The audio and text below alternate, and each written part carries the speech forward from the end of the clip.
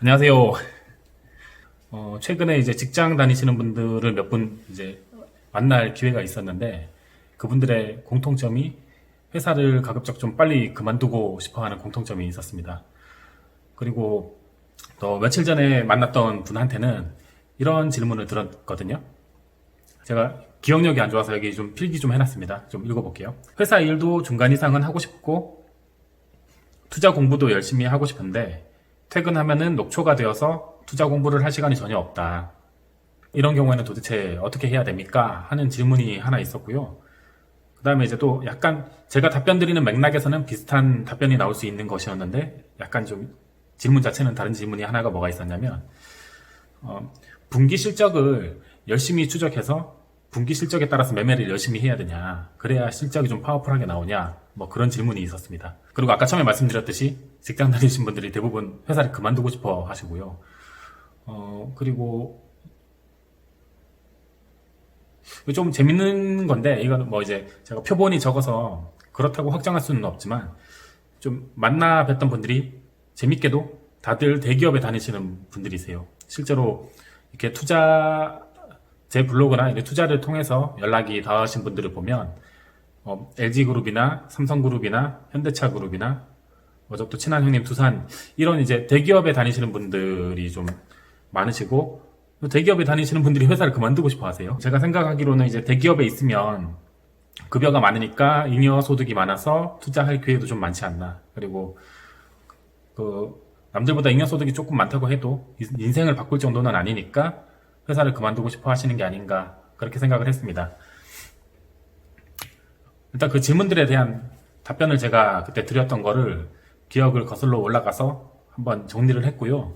그 정리한 답을 토대로 지금 영상을 한번 찍어봤는데, 뭐 무조건 제 말이 답은 아니고요. 제가 항상 드리는 말씀, 무조건 제 말이 답은 아니고, 저는 이렇게 생각하는데 여러분들은 또 어떻게 생각하실지, 어떻게 결정을 해야 되는지, 그리고 또 다른 분들 통해서 또 얘기를 들어보시고 한번 판단을 잘 내리셨으면 좋겠습니다.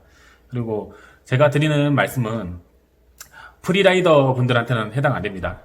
프리라이더 분들은 알아서 잘 회사 일 안 하고 요리조리 빠져나가면서 자기 이제 개인 일을 하실 테니까 그런 분들은 해당되는 게 아니고, 회사 일도 열심히 하시는데, 투자 공부도 열심히 하고 싶고, 이제 좀 힘에 부친다, 이런 분들을 위한 대답이고요.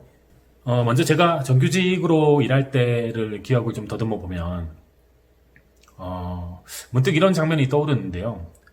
그때 이제 저희 회사 선배님이셨던 분들이 제 방송을 보면 기분이 안 좋으실 수도 있는데, 저는 담배를 피지는 않는데 가끔 담배 피는 선배들을 따라다녔어요. 선배님들하고 관계를 좀 잘 유지하기 위해서 이렇게 따라다녔었는데, 항상 담배를 이렇게 피우면서 이런 얘기를 많이 해요. 이번에 팀장이 바뀌는데 팀장 후보가 2명이 있다. 우리가 누구 줄에 서야 될까? 누구 줄에 서야 앞으로 또 우리가 더 잘 될까? 아니면은 연말쯤 되면은 올해는 우리 뭐 보너스가 몇 프로 나올까? 뭐 평가 등급은 우리가 몇 등급이나 받을까? 월급은 얼마나 오를까? 뭐 그런 얘기부터 해서 다른 팀의 직원들 가십거리, 맨날 그런 얘기를 하면서 시간을 죽이더라고요. 저는 속으로 그런 게 좀 한심했거든요.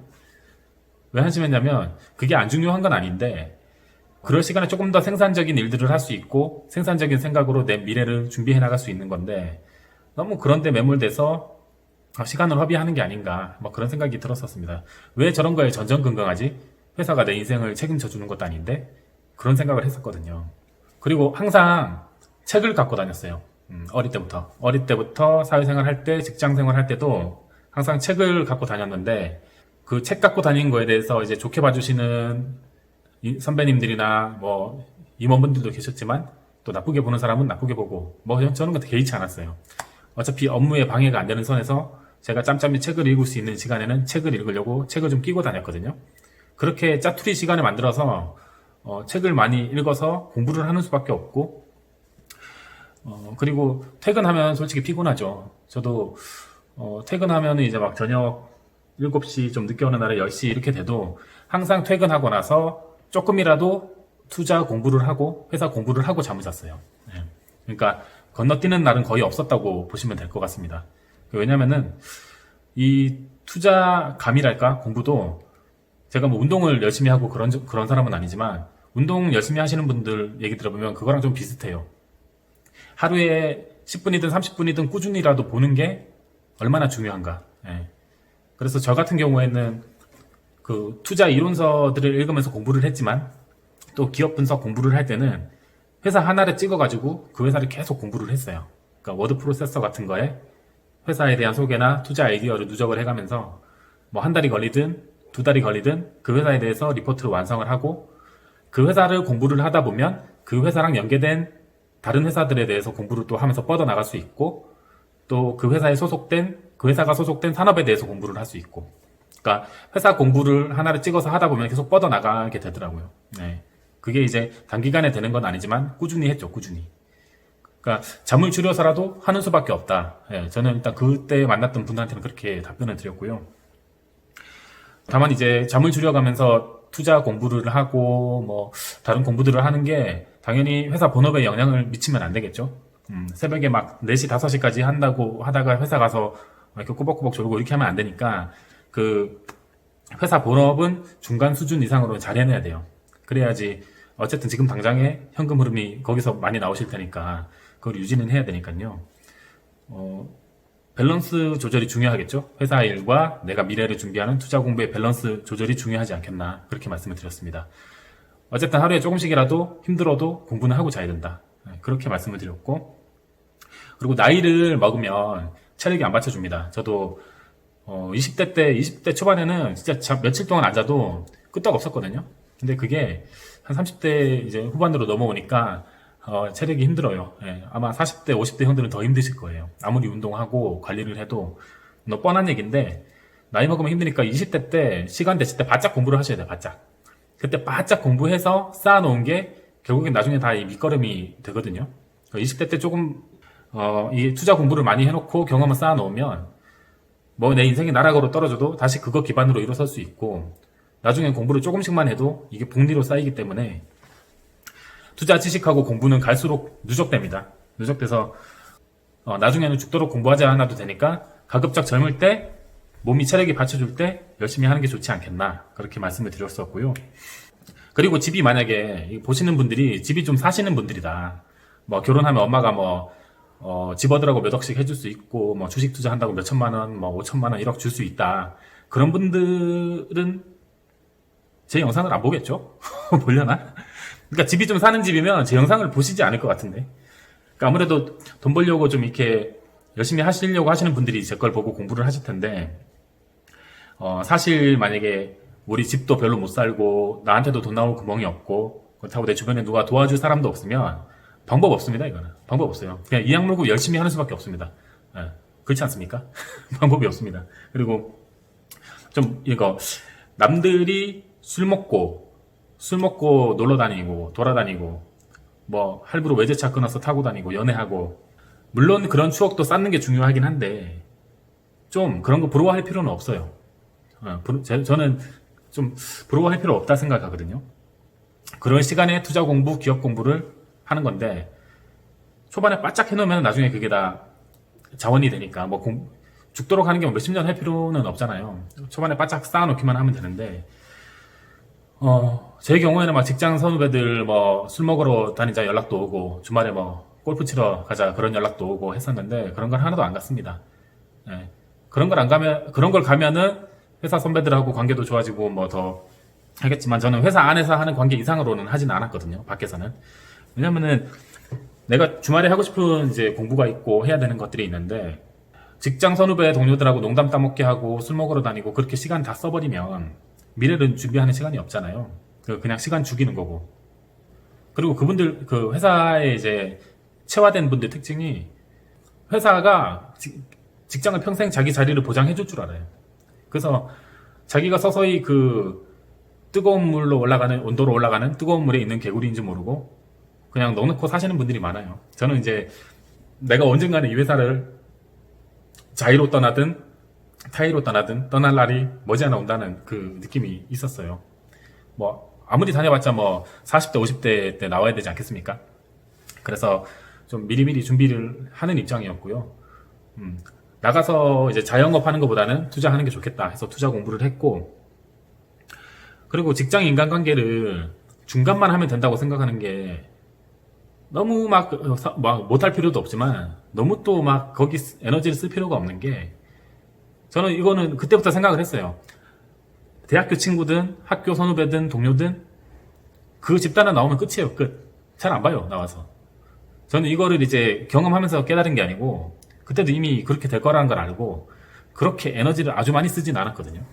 어차피 남을 사람은 내가 힘을 안 써도 옆에 남아있게 돼 있고 떠날 사람들은 대부분 다 떠납니다. 예. 어차피 내가 직장에서 나오면 사라질 사람들인데 거기 내 에너지를 다 써서 미래를 준비할 시간을 허비하지 마라. 그게 제 생각이고요.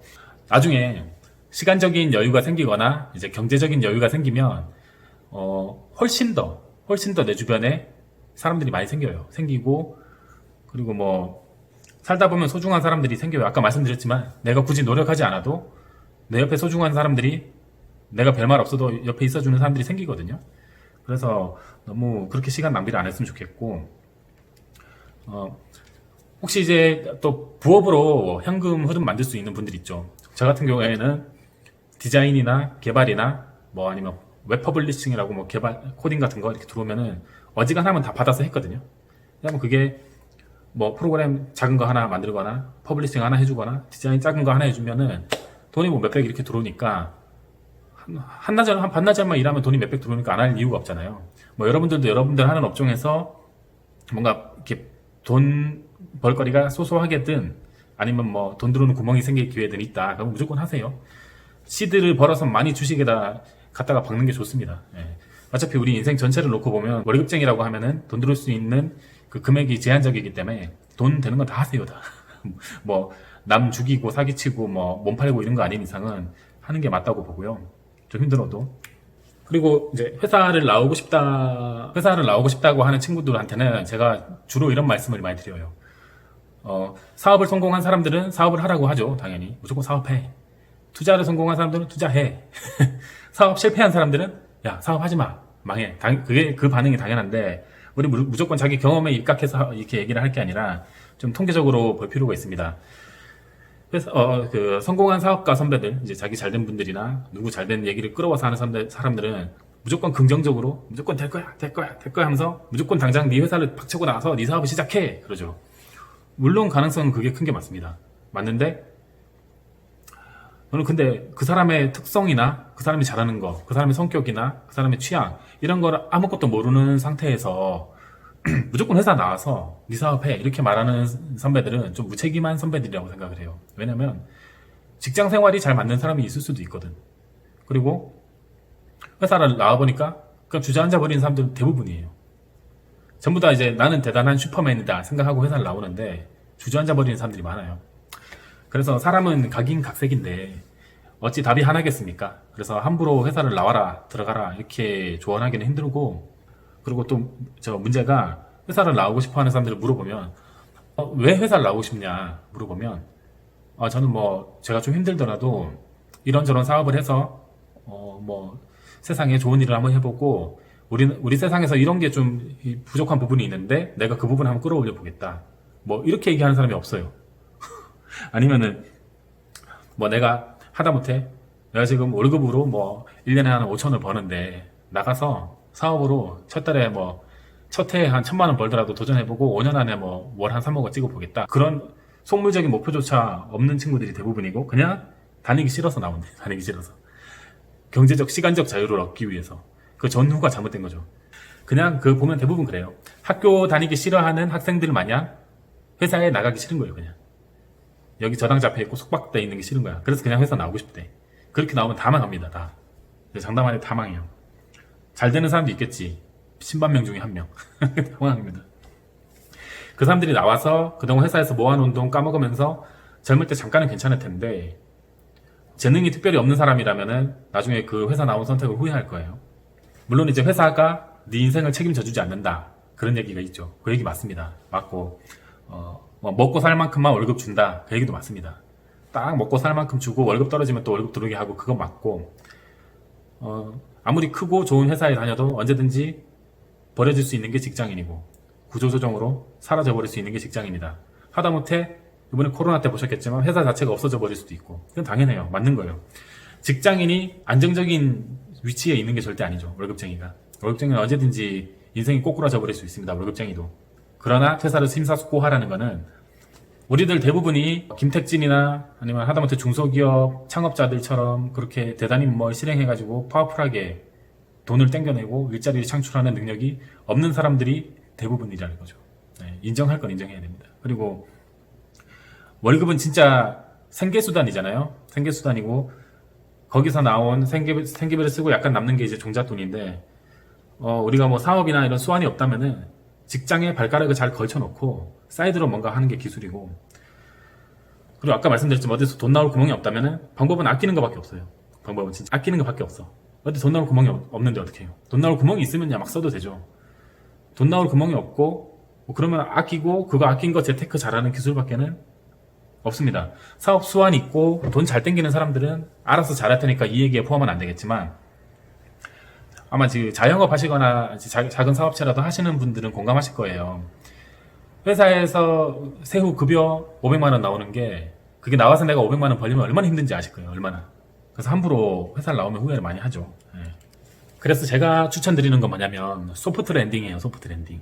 예. 소프트 랜딩이 뭐냐면 회사를 다니면서 사이드로 투자 자금을 키워서 이렇게 전업 투자를 준비하든지, 아니면 뭐 창업을 해서 뭔가 사업을 장사를 해서 키우든지, 아무튼 뭐 어떤 게 됐든 회사를 다니면서 병행해서 빠져나올 방법을 준비를 해서 빠져나오는 거예요. 그래서 소프트 랜딩 같은 경우에 통계적으로 봐도 우리가 아는 많은 기업들, 우리가 아는 유명한 기업들 대부분이 그 비중을 보면 창업자가 회사를 아예 안 다녔거나 아니면 회사 다니다가 바로 나와가지고 창업을 한 케이스보다 회사를 다니면서 회사를 창업해서 이 두 개를 병행하면서 이쪽을 키워서 이렇게 나온 케이스가 훨씬 많습니다. 제가 기억하기로 비중이 어떤 책에서 봤던 건데 기억이 잘 안 나는데 비중이 6대4? 7대3?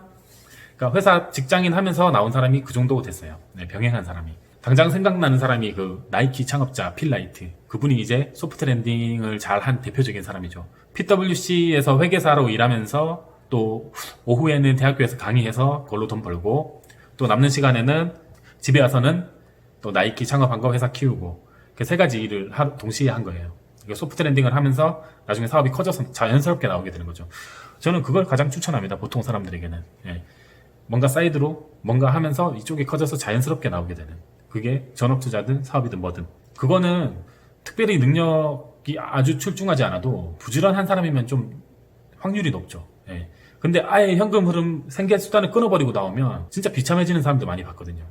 그리고 대부분의 사람들 착각하는 게 뭐냐면, 내가 이 회사만 딱 퇴사하면 멋지게 투자금 수십억, 수백억을 땡겨서 멋진 프로토타입으로 투자금 수십억, 수백억을 땡겨서 창업을 한 다음에 순식간에 몇천억대, 몇 조대 회사를 만들고 뭐 이렇게 할 거라고 생각을 하는데, 그런 능력이 있는 사람이 거의 없습니다.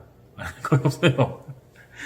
저는 부정적인 사람은 아닌데 현실을 보자는 겁니다. 그리고 하다못해 내가 지금 뭐 부동산이나 주식 투자로 직장을 안 다녀도 내가 직장에 때려칠래? 못 다니겠다 해서 딱 나왔는데 그 월급만큼 배당이 나오든지 뭐 월세가 나오든지, 아니면 하다못해 그거보다 조금 적어도 아끼면 살 수 있는 정도의 자산을 형성해 놓은 케이스도 거의 없단 말이에요. 그럼 뭘 믿고 회사를 그렇게 뛰쳐나오려고 하지? 인정할 거는 인정해야지 세부적인 전략들이 도출이 가능합니다. 인정할 건 인정하고, 아까도 말씀드렸지만 우리가 아는 많은 기업들이 회사를 다니면서 동시에 창업을 해서 그걸 병행해서 키운 사람들이에요. 그게 안정적이고, 우리 또 가치 투자자들은 로우 리스크 미들 리턴 추구하는 사람들 아닙니까? 그럼 인생도 로우 리스크 미들 리턴으로 가야죠. 너무 그냥 막 질러대는 거는 하이 리스크죠. 하이 리스크. 근데 인생을 그렇게 질러대면 하이 리스크 로우 리턴이 될 가능성이 높습니다. 로우 리스크 미들 리턴으로 그렇게 가는 거고, 혹시 이 중에 나중에 이제 잘 되셔가지고 전업 투자를 하시더라도 아까 말씀드렸지만 사소하게 아르바이트로 돈이 들어오든, 아니면 뭔가 내가 작은 사업체를 꽂아가지고 돈이 계속 들어오는 시스템을 만들든, 돈 들어올 기회가 있으면 무조건 하세요. 좀 이렇게 투자하시는 분들 블로그를 둘러보거나 뭐 이렇게 만나 뵙거나 하면은 좀 약간 강박관념 같은 게 있는 게, 뭐 전업 투자자, 주식 투자자는 주식 투자만 해서 벌어야지, 아니면 그게 어떻게 뭐 투자자야?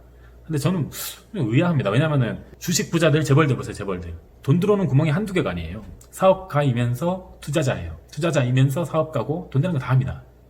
그리고 돈에 이름표 안 붙어 있어요. 네. 너 이거 뭐 해서 벌었다 이런 표 안 붙어 있어. 그리고 남들이 전업이라고 부르든 반전업이라고 부르든 부업이 투자든 그런 타이틀이 뭐가 중요할까요? 안 그래요? 남들의 시각이나 타이틀은 안 중요합니다. 그리고 돈 벌 기회 있을 때 많이 바짝 벌고 남들도 돈으로 고생하고 막 이렇게 출퇴근하고 다닐 때 나는 5성급 호텔에 딱 앉아서 편하게 쉬면 좋잖아요.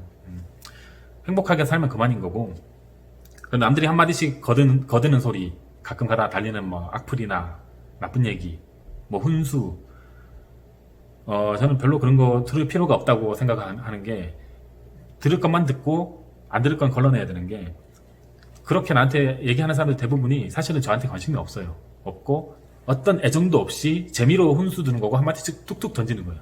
그리고 돌아서면 딴 데 가서 또 그거 하고 있어. 악플 다는 거랑 비슷해요. 여기 악플 달고 이 재미없다. 또 여기 가서 악플 달고 이러고 있는 거예요. 그러니까 별로 남 얘기에 신경 쓰지 말고 내 인생 굳건하게 내 인생만 바라보고 굳건하게 가야 됩니다.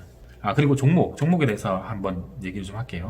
그 분기 실적 관련해서 그 직장 투자자 같은 경우는 아까 제가 투자 이론 철학 공부하고 종목 하나 잡아서 쭉 이제 끝까지 공부하는 거에 힘을 많이 쓰시라고 하셨잖아요. 그리고 동시에 회사 일도 중간 이상은 하셔야 돼요. 일도 본업도 잘 하셔야 되는데 그러려면 모니터링에 힘을 많이 뺏기는 종목에 투자하시면 안 됩니다. 당연히 막 그 센티가 되게 취약해가지고 막 이렇게 변동성이 심한 종목에 투자하면 당연히 안 되고 펀더멘탈도 막 수시로 체크해야 되는 이런 종목에 투자하면 저는 직장인 투자자한테는 안 맞다고 봐요. 전문 투자자가 아닌 이상. 그래서 저는 가급적 뭐 장비주, 소재주, 뭐 부품주 아니면 뭐 분기 실적 플레이하는 회사들 직장 프리라이더 분들 아닌 이상 직장생활 제대로 하면서 투자하시는 투자자들한테는 이런 종목은 추천 안 합니다. 예. 그쪽 종목이 단기적으로 막 폭발적으로 수익이 나긴 하는데 그건 전업 투자자들도 그렇게 바닥에 들어가서 뭐 몇 달 동안 100% 수익 내고 나오기 쉽지 않거든요.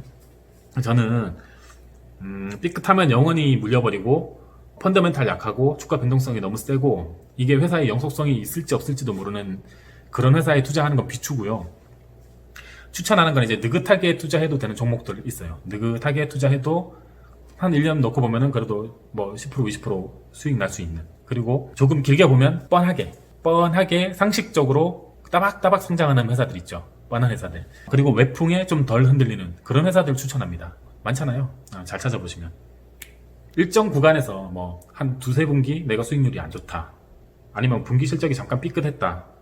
할 때 전업 투자자들 막 분기 실적 빠지면 미친 듯이 매도한다. 그런 거 하지 마세요. 하지 말고 잠깐 삐끗하더라도 이렇게 우상향한테 잠깐 삐끗하더라도 갈 수 있는 계속 이렇게 갈 수 있는 회사를 투자하시기를 좀 추천을 드리고 이게 왜냐면 길게 보면은 그 우리 전업 투자자들 뭐 분기 플레이 한다고 미친 듯이 사고 팔고 하는데 길게 보면 따박따박 가는 사람들이 결국은 잘 돼요.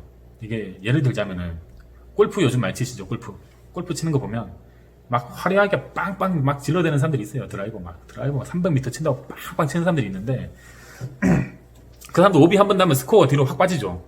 근데 보면 별로 두각은 나타내지 않는데 그냥 자기 할 만큼 따박따박 가는 사람도 있어요. 따박따박 큰 실수 안 하고 이 사람들이 나중에 보면 스코어가 제일 좋아.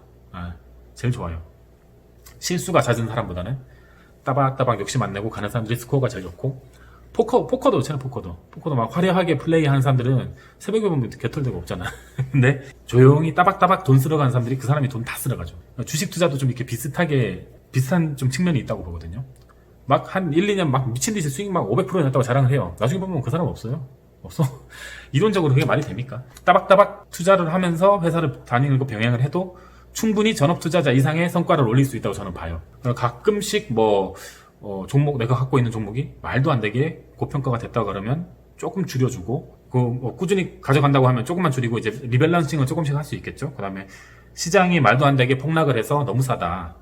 그러면 이제 조금 또 현금을 소진해서 좀 주식을 사고 아니면 투자하고 싶은 더 좋은 기업이 생겼으면 거기 조금 더 사고 이렇게 아주 미세하게 리밸런싱을 하면서 가면 어떨까? 그러면 마음 편하게 투자할 수 있거든요. 막 오늘 올랐네, 내일 내렸네, 이번에 분기 실적이 얼마 나오네, 분기가 좋았네, 깎였네. 저는 그런 거는 모르겠어요. 그렇게 투자하는 게 맞는지. 예. 직장 투자자분들은 꾸준히 따박따박 별로 신경 안 써도 되는 두 발 뻗고 투자할 수 있는 편안한 회사에 투자하는 게 어떤가. 예.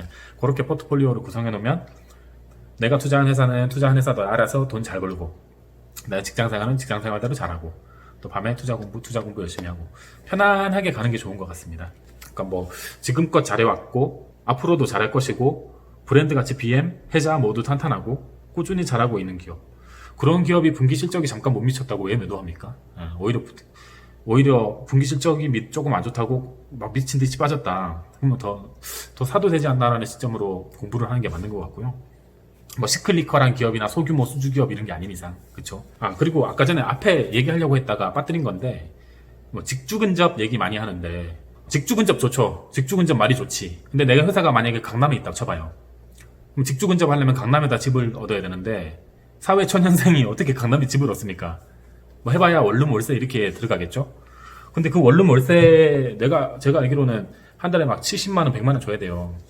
100만 원씩 그렇게 집에 쓰는 건 좀 비추입니다. 비추고 조금 출퇴근 시간이 길더라도 합리적이게 집값을 아껴서 잘 돈을 모으는 게 중요한데, 사회 초년생 때는 출퇴근 시간이 길면 막 죽으려고 하잖아요. 하루에 2시간을 뭐 전철에서 보낸다, 4시간을 보낸다. 그걸 부정적으로 생각하지 말고, 그때 내가 책을 읽을 수 있는 시간이다, 이렇게 생각하면 되게 행복해져요. 이거 뭐 변태 같은 소리는 하겠지만 저는 예전에 출퇴근하는 시간에 행복했거든요. 책 읽을 수 있는 시간, 아무한테도 방해 안 받고 책 읽을 수 있는 시간이었거든요. 그래서 너무 행복했어요.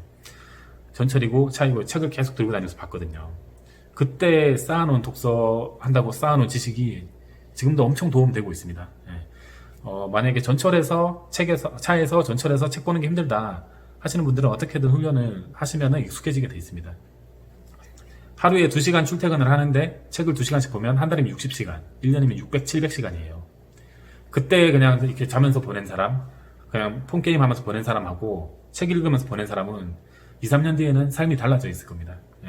뭐든지 긍정적으로 상황을 만들어 나가는 그런 습관도 중요한 것 같고요. 절대 손에서 책을 놓지 마세요. 그리고 이제 마지막으로 드리고 싶은 말씀은, 제가 이제 최근에 20대 동생들, 이제 아니면은 직장 정규직 다니는 동생들이 이렇게 만나서 얘기를 해보면 마음이 조급해요. 다들 너무 조급해. 조급하는 걸 제가 이해를 못하는 건 아닙니다. 지금 시대가 그렇고 상황이 조급할 수밖에 없죠. 뭐 다 그런 상황을 이해를 하는데 나만 막 뒤로 처지는 거야. 근데 어차피 계속 이렇게 가진 않아요. 이렇게 출렁출렁하면 인생은 계속 이렇게 뒤바뀐단 말이죠. 그리고 투자하든 사업이든 뭘 단기간에 집어넣어가지고 막 단기간에 막 뽑아내려고 해. 세상에 그런 도깨비 방망이는 없습니다. 없다고 말씀할 수 있습니다. 없어요. 없고, 조금만 지루하거나 결과가 안 나오면 답답해 미치려고 하죠. 좀 기다리는 사람한테 틀딱이라 그러고.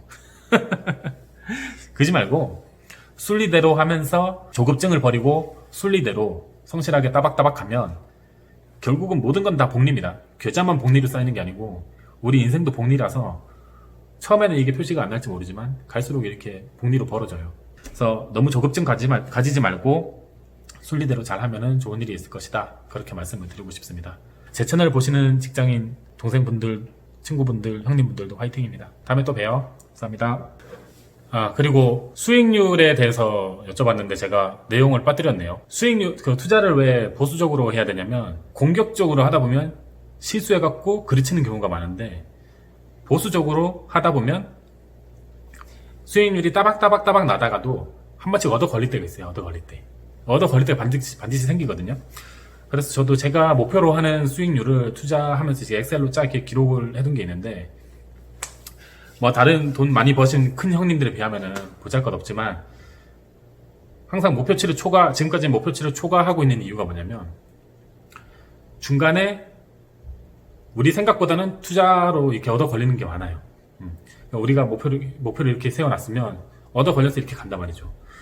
그래서 오히려 보수적으로 하고 안전하게 하는 투자가 더 빨리 가는 투자일 수 있다, 그렇게 말씀을 드리고 싶습니다. 근데 막 급하게 가다 보면 급하게 깎이거든. 이렇게 삐쭉삐쭉 한 것보다는 안정적으로 가다가 한 번 얻어 걸리고, 안정적으로 가다가 한 번 얻어 걸리고, 이런 게 더 좋은 것 같습니다. 빠뜨려서 마지막에 넣었습니다. 감사합니다.